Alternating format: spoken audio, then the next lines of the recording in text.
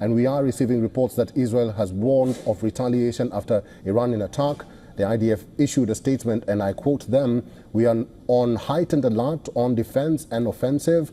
We will protect the citizens of Israel.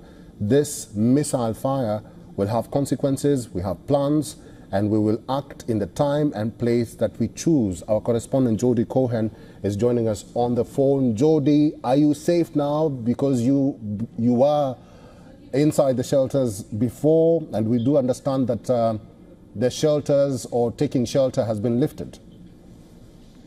Hi, Eric. Yes, so that instruction to stay in a shelter has now been lifted for the whole country.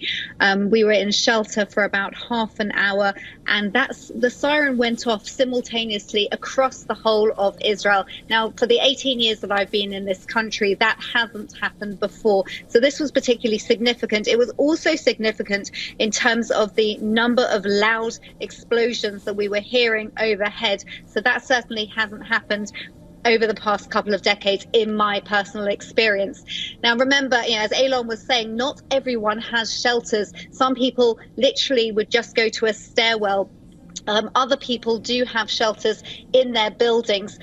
So people would have had maximum, I would say, a minute and a half to get to a shelter, and that's for a normal rocket fire. But this, of course, was a ballistic missile, so people would have had to have found shelter just as soon as they possibly could. Now, we're hearing now that people can be outside of the shelters, and that Israel is saying that they don't expect that no further threats from Iran are being detected right now. People are still being advised to stay close to shelters just in case more are expected. And as you said, Daniel Hagari, the IDF spokesperson, said that the Iranian attack will have consequences. This is Iran's second direct attack on Israel.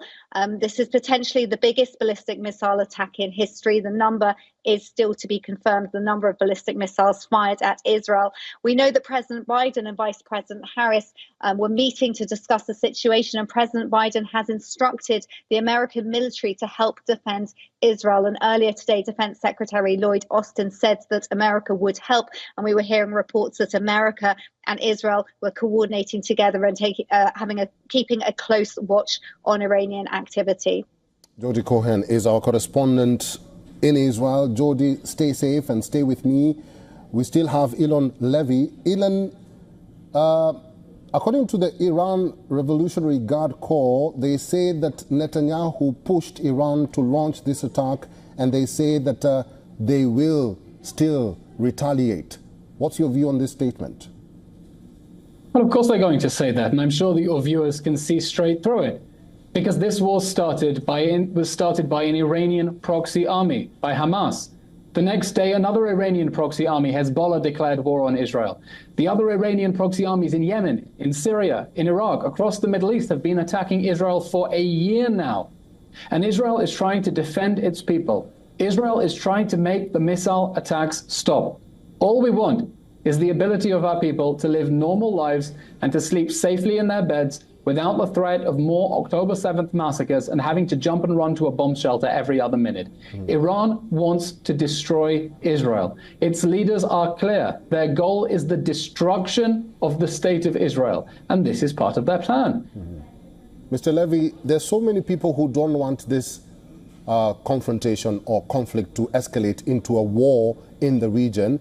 How can that be averted? Because we've been talking about an escalation for some days now.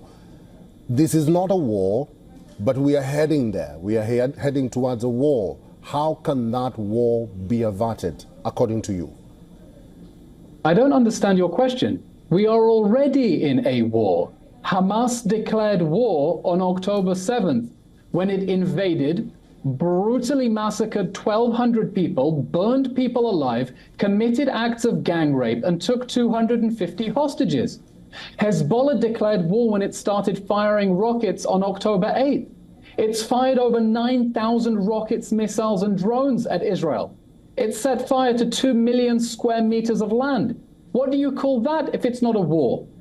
The Houthi rebels in Yemen have fired ballistic missiles and drones at Israel. They shot a drone into Tel Aviv that murdered one of my neighbors down the street. What do you call that if it's not a war? And Iran just fired hundreds of ballistic missiles at Israel, sending millions of people into rocket shelters. What do you call that if it's not a war? We are already in a regional war in which Israel has been under attack by the Iranian regime and its proxy armies for 1 whole year. And we need countries around the world to understand that reality. We haven't been on the brink of a war or an escalation for a year. Iran's axis of evil declared war a year ago, and Israel is now fighting for its life to repel that threat so that our people can go about their ordinary lives in safety and security. Okay, then let me rephrase my question. How do you avert this war from getting worse? It's going to require a strong international coalition to contain the Iranian regime and ultimately to topple the Ayatollahs of Iran. Because Iran is led by a fundamentalist, jihadi religious regime that is sworn to the destruction of the state of Israel, that has taken money that should be going to the Iranian people and poured it into other jihadi armies across the Middle East, like Hamas, like Hezbollah, with one goal: to continue attacking Israelis. And they have done it because so far there has been no consequence. There have been no consequences for Iran's leaders for continuing this campaign of aggression against the Israeli people, which started with the war on October 7th. So we need the international community to contain Iran. It's tragic that this has not happened yet, but it is not too late.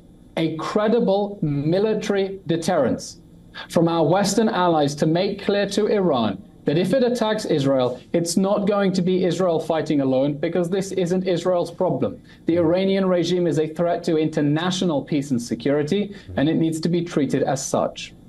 All right, I've been talking to Eylon Levy, who's a former spokesperson for the Israeli government.